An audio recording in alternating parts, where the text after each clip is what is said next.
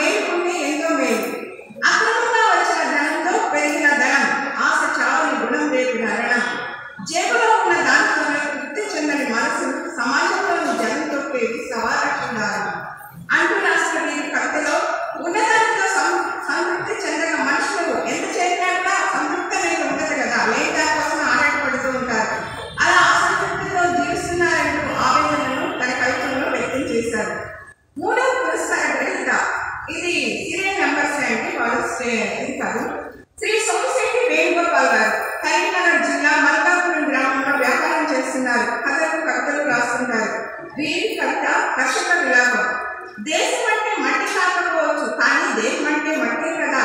నేను పొలంలో విత్తనాలు చల్లితే మీరు మీ అంతరంగాల స్వార్థాలను చదువుకుంటున్నారు అని ఒక రైతు తన సొంత రైతు చెప్తున్నట్టుగా ఈ కవితలను రాశారు.